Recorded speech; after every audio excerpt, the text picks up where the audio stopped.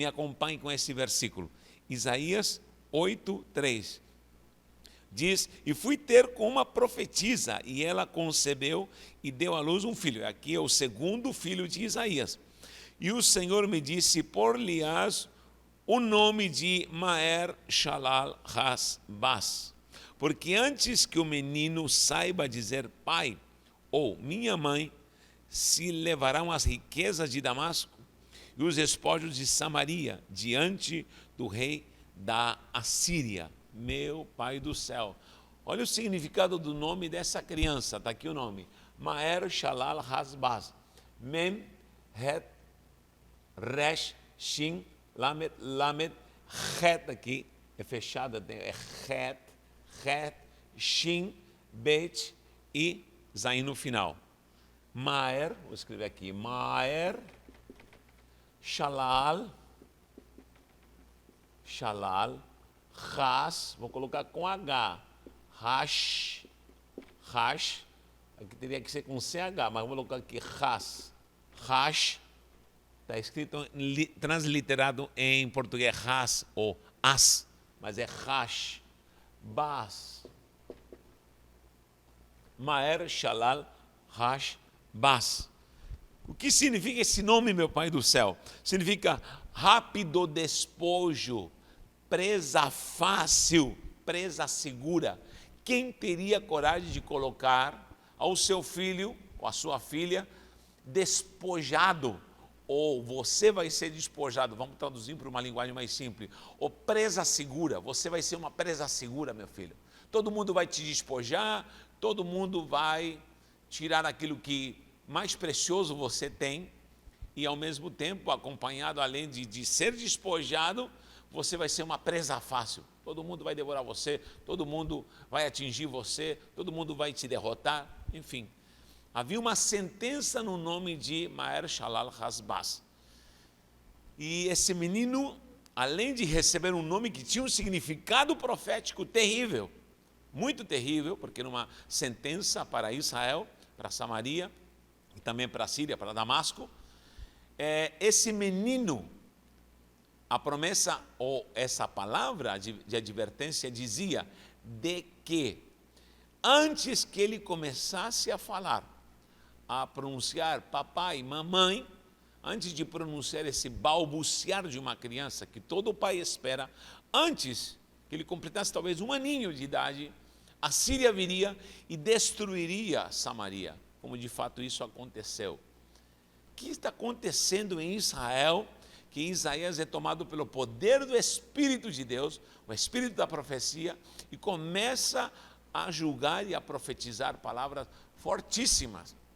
Pois bem, Israel está afastado da presença do Senhor. Nós sabemos que há uma divisão entre Israel, Samaria e Judá, com Jerusalém, que seria depois a Judéia. Então, o que acontece? Nós estamos vendo um quadro onde a espiritualidade dessa nação e homens que deveriam ser santos, os sacerdotes, homens de Deus, se afastaram, reis se afastaram da presença do Senhor e fizeram tudo que é maquiavélico contra os princípios santos das ordenanças de Deus. E que aconteceu? Veio o juízo. Em Isaías capítulo 1 você vai encontrar uma das mais alarmantes passagens escritas por esse profeta, e eu posso falar também que uma das mais alarmantes passagens da Bíblia Sagrada, ali em Isaías capítulo 1, me acompanha com esse versículo, o versículo 3 diz: o boi conhece o seu possuidor, e o jumento a manjedoura do seu dono, mas Israel não tem conhecimento, o meu povo não entende. Que coisa triste. O animal, um jumento, um boi conhece o seu dono, a voz do seu dono, mas meu povo não tem conhecimento, meu povo não me entende, meu povo não sabe acatar e receber aquilo que eu estou ordenando. Havia uma palavra de juízo porque Israel estava afastado da presença do Senhor. E eu vou lhe falar, toda vez que vem juízo de Deus, é que o povo realmente está afastado da presença de Deus. Principalmente os sacerdotes, principalmente os que governam, os que têm autoridade para administrar, liderar o povo e a igreja do Senhor.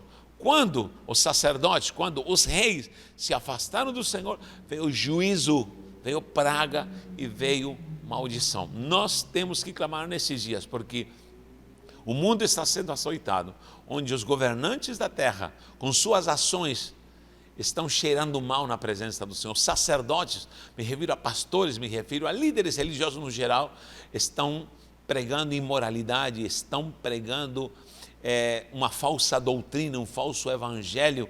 Está vindo o juízo de Deus. Esse juízo já veio várias vezes para o povo de Israel, para Judá, veio o cativeiro assírio para Israel, depois veio o cativeiro babilônico para Judá, e é uma sequência de opressões malignas que vão se suceder por causa do povo estar afastado da presença do Senhor. Agora a pergunta é, quem era a Síria? Quem era a Síria? A Síria era uma nação que se levantou com uma cultura bélica, que tinha um exército poderosíssimo para guerrear, e foi avançando e dominando toda a Mesopotâmia, foi avançando e dominando povos. A Síria governou por séculos, e esses homens eram adestrados para a guerra. O seu rei aparece em 1 Crônica 5:26, procura aí 1 Crônica 5:26, aparece o rei Tiglat-Pileser III. Esse Tiglat-Pileser III é o que ataca Israel e destrói e leva cativo o seu povo e oprime Israel. Isso, logicamente, por permissão de Deus. Só que a questão, além dessa criança, que era filho de Isaías, levar um nome de juízo e de maldição, imagina como seria a infância dessa criança. Ele cresceu e com uma marca de juízo sobre sua vida, a significância do seu próprio nome. Imagine agora a própria condenação de Deus para o povo de Israel, onde de fato os assírios derrotaram, mataram, assolaram e roubaram o mais precioso que Israel tinha. A questão é que Deus falou, antes que ele aprenda a falar mamãe, antes que ele aprenda a falar papai, os assírios vão vir, em um período de 1 ano. Que perspectiva mais triste para uma nação que se perdeu diante do Senhor. Característica esta que me chama a atenção é que o menino, antes que aprenda a falar papai, isso significa antes que reconheça que tem um pai. Que pai não fica feliz quando o seu bebê ou a sua bebê o reconhece como pai e ao falar com tanta dificuldade ele diz papai, papai. Isso significa que há muita gente na igreja, muita gente que serve ao Senhor, que está projetando, que está ganhando vidas, que está fazendo a obra, que está empreendendo, está investindo, está ganhando discípulos para o reino, tem um útero espiritual que gera vidas e está perdendo. Eu conheço muita gente assim, que está empreendendo, está fazendo, só que só está perdendo. Muita gente está tentando levantar uma geração de gente santa, abençoada no útero espiritual, como é a ordenança do Senhor, de gerar discípulos. E isso nós acreditamos que é uma promessa de fertilidade para o seu povo, para gerar novos filhos na fé. O próprio Paulo sempre se destacava em tratar os seus discípulos, as igrejas que ele gerava como filhos. O próprio apóstolo João trata aos que receberam as suas epístolas, os trata de filhinhos, e necessitamos mais do que nunca de pais e mães espirituais que gerem vidas. Mas há uma geração que está cansada, porque muitos desses gerados se perderam, muitos desses gerados foram levados pela Síria, antes que aprendessem o que é paternidade espiritual, antes que aprendessem a falar papai e mamãe, foram levados pelo poder maligno da Assíria. Isso é algo muito forte, porque eu conheço muita gente que não somente com vidas, mas planejou, trabalhou na obra, fez projetos, e antes que esse projeto fosse gerado com bênção, numa paternidade santa, o projeto ruiu, acabou, terminou. Nessa onda também de pandemia, já vi muitos pastores desnorteados, pessoas que estão revendo seus conceitos e estão analisando se eles têm chamado ou não. Meu Deus, Tenho visto cristãos que nessa época de pandemia, de limitação, de frustração, estão desaparecidos e estão se questionando se são ou não são servos do Senhor. Cuidado, gente, a perseguição vem, a luta vem, a prova vem, até às vezes guerras espirituais, para ver de fato quem somos. O poder da Síria vinha para roubar, para tirar, para extirpar. E essa é a missão do inimigo: roubar, tirar. Por isso a palavra diz: guarda o que tens para que ninguém tome a tua coroa. O inimigo das nossas vidas quer roubar o mais precioso que você tem. Em primeiro lugar, você foi salvo, lavado, redimido. Há uma coroa de glória te esperando. Há coisas preciosas que Deus te deu, dons. Deus te deu ministério, te deu a graça da salvação, a virtude da salvação. E isso que o inimigo quer, te despojar. Então, o nome dessa criança, que é Maher Shalal Hasbaz, que significa você vai ser despojado. Você vai ser alvo para te tirarem e te roubarem o mais precioso. E em nome de Jesus, isso parece que se cumpre até nos dias de hoje.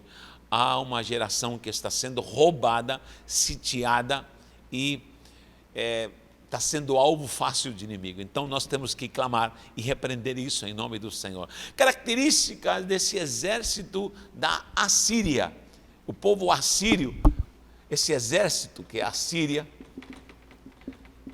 esse exército era um exército conhecido como o exército das carruagens de ferro. Tinha carruagens poderosas, carruagens para combater. Eles cercavam as cidades e não tinha como alguém prevalecer contra o poder bélico desse povo assírio. Além disso, tinham flecheiros adestrados. Eles tinham flecheiros certeiros, dardos inflamados do inimigo. Terceiro, tinham cavaleiros, onde eles atacavam, eles tomavam os cavalos e adestravam cavalos para uma cavalaria, para cercar cidades, para pisotearem, para avançarem com a cavalaria. E quarto, cercavam as cidades, como os sírios também já fizeram isso em Samaria, os assírios também faziam isso, cercar cidades, era um costume na Mesopotâmia, uma estratégia de guerra, cercar cidades e deixar o povo morrendo de fome.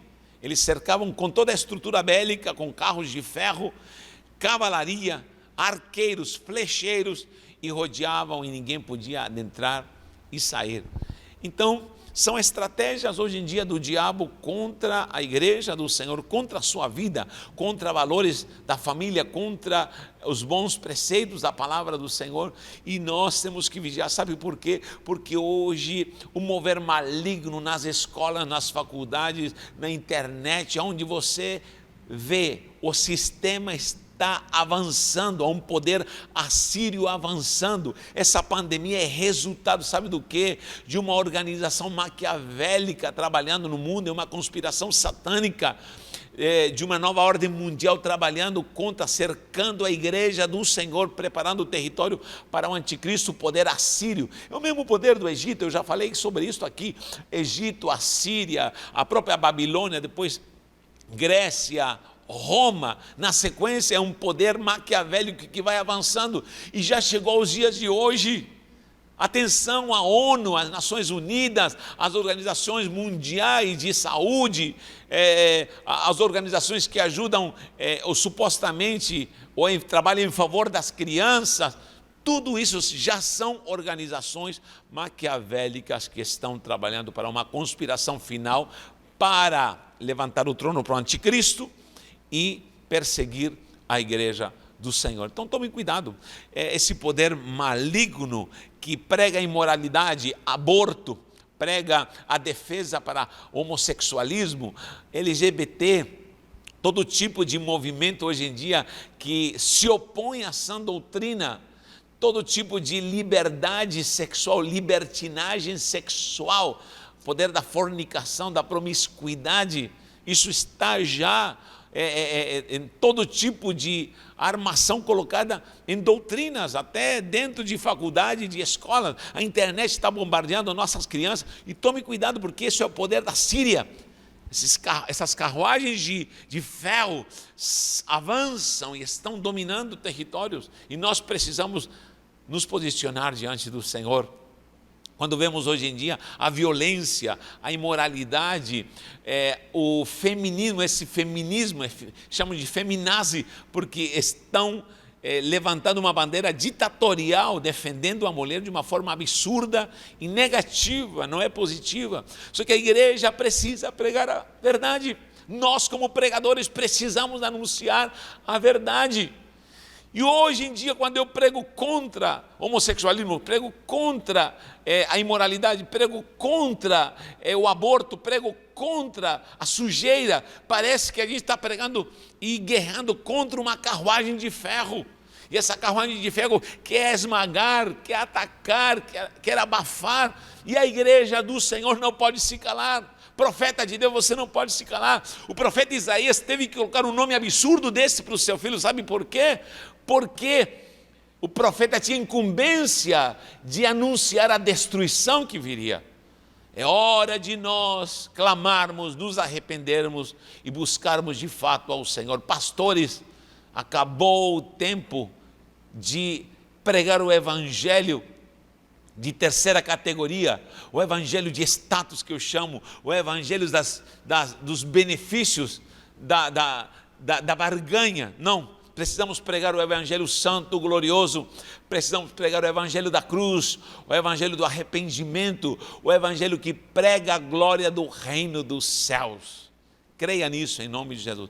Então esse poder maligno está avançando e nós precisamos tomar muita atenção, prestar muita atenção e nos munirmos da autoridade da palavra do Senhor. Então essa geração está sendo atacada, os nossos filhos estão sendo atacados. Esse cerco que fazia a Síria é o cerco que nós estamos vivendo hoje em dia. Parece que estamos cercados, estamos limitados, politicamente limitados, economicamente limitados, socialmente limitados. São cercos de Assíria rodeando o planeta já para implantar esse poderio satânico maligno. O Senhor guarde a sua igreja, porque chegou o tempo dos verdadeiros adoradores, em nome do Senhor Jesus.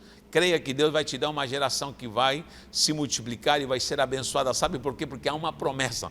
Esse menino era o símbolo de que vinha condenação para Israel e que vinha também a Síria, estava vindo para arrasar, para tirar, para despojar e para ser presa fácil. Mas no capítulo 9, se você avança aí para o capítulo 9, há outro menino. Esse primeiro menino apresentado é Maher-Shalal-Hash-Baz, que ele está representando o juízo de Deus. Só que no capítulo 9 há outro menino. No capítulo 9 apresenta-se outro menino.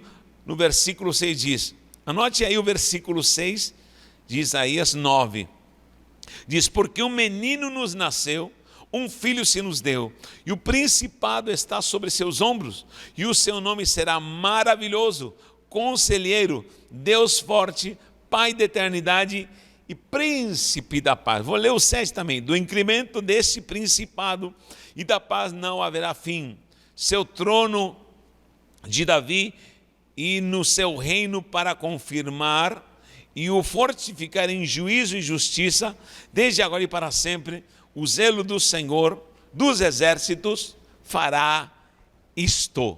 Então, há uma nova promessa, que a primeira é uma palavra, um decreto de maldição.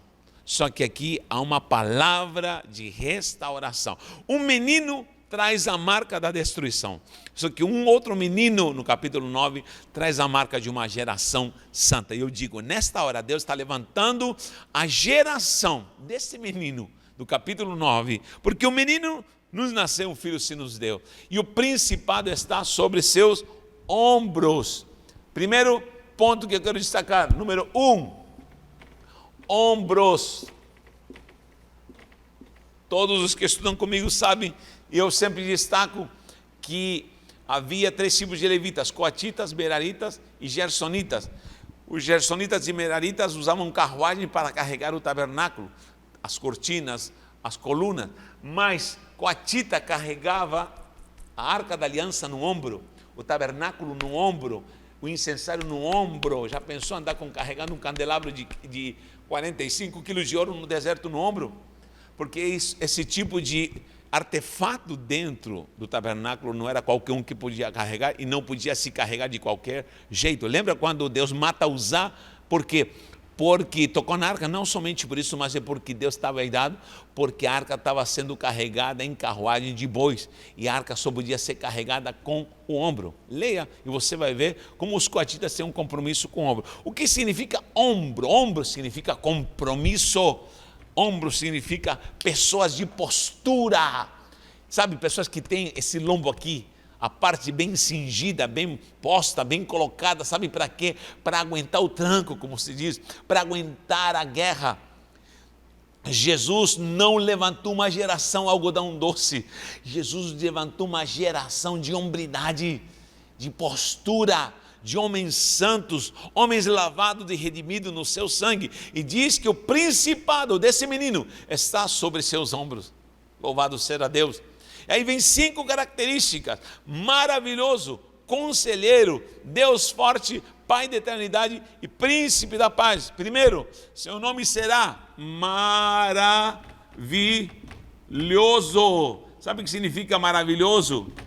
Em hebraico, quando está se referindo à palavra maravilhoso, pelech, ou o que se destaca, algo diferente, algo totalmente diferente. Quando diz maravilhoso, o conselheiro diz Peleioetz, que significa alguém que vai se destacar e vai trazer uma nova gestão, vai trazer sabedoria.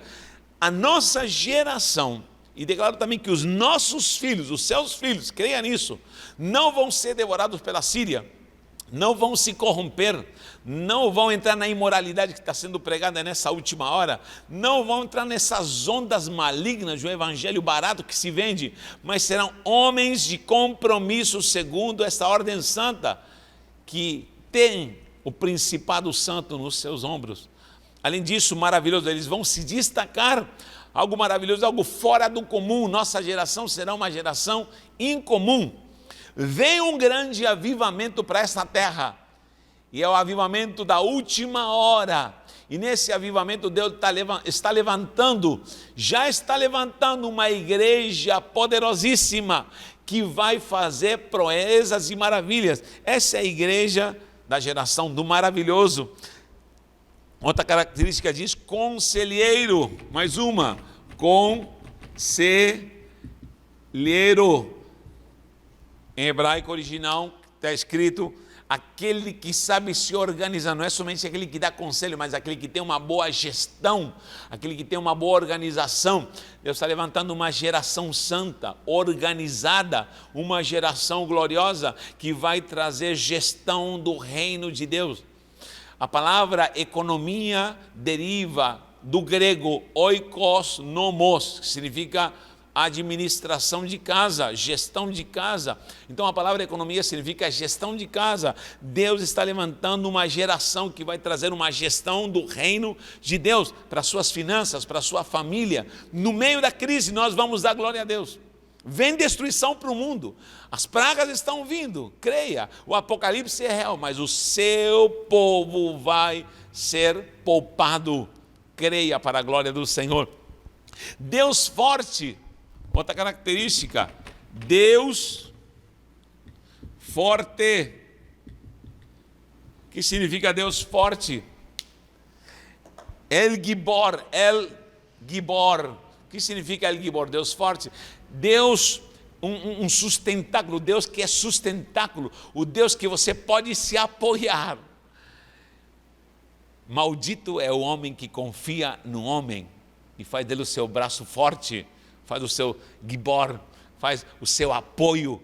Deus está dizendo, venha para mim. Jesus está falando, eu sou a rocha, pode edificar em mim, pode crescer em mim, pode investir em mim, pode levantar um prédio dos andares, de tantos andares quanto você quiser. Sabe por quê? Eu sou a rocha onde há segurança, Ele é a penha onde você pode confiar, porque nele há apoio, há certeza, há virtude concreta, poder, autoridade. Esse é Deus forte, El Gibor, onde você pode se apoiar. Nessa última hora, não se firme em homens, não se firme em política, não se firme em pessoas, não se firme em sistemas.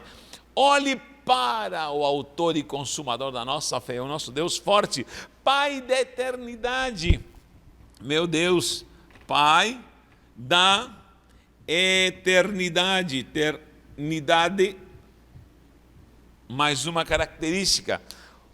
Pai da eternidade porque Ave é Pai, Av, Yad significa Pai para sempre. Por que para ir para sempre? E há muita gente que está sendo abortada na sua vida de fé. Como eu falei, há pessoas que empreenderam. Como eu falei, o próprio menino disse que seria despojo, presa fácil. O filho de Isaías, esse era o nome. Israel seria açoitado pela Síria e tudo seria terminado. Imagine quanta gente foi presa, quanta gente foi morta, foi assolada por causa do poder assírio. Tudo se interrompe quando há ataques, desolação. E a promessa deste menino, que é Yeshua HaMashiach, que é o nosso Emanuel, diz que terá uma geração do Pai da eternidade, uma geração que vai ser para sempre. Tudo que você fizer a partir de agora, se você está embaixo desse manto, desse principado santo, vai se projetar para a eternidade. Eu vou ganhar almas, eu vou levá-las para a eternidade. Eu vou ter filho, vou ter neto, vou ter família, mas ela vai ser projetada para a eternidade. Eu vou trabalhar nessa terra, mas vai ser para a glória da eternidade, vai ser para o reino de Deus. Vou prosperar, vai ser para a glória da eternidade, vai ser para a glória do reino. Tudo que eu investir vai ser com projeção para a eternidade, para a glória do reino de Deus. Esse é o Pai da eternidade. E por último, príncipe, Sar Shalom, que significa príncipe da paz. Por que da paz? Porque a paz é Shalom, é a harmonia, é a conexão com Deus. Tudo que eu fizer vai ser com Shalom, com harmonia. Vou colocar aqui Shalom. Meu Deus, Shalom. Estou escrevendo isso em grego misturado com hebraico e português. Shalom, Shalom, Shalom, Shalom. Então, maravilhoso conselheiro, Deus forte, Pai da eternidade, com ligação à eternidade, mas com paz, com harmonia com Deus. É isso que você vai ter. Paz no meio da tempestade, paz no meio da perseguição, paz no meio de tanta coisa maligna, de tanta praga se levantando, paz no meio de tanto sistema de Satanás e da Síria. Em nome de Jesus, Deus vai nos guardar e vai nos levar para uma geração gloriosa e santa, em nome de Jesus. Creia nessa promessa. Esse menino é Jesus. Esse menino que nos nasceu é a geração santa e dessa geração você pertence, em nome de Jesus. Um abraço, que Deus te abençoe e te guarde nessa hora tão difícil.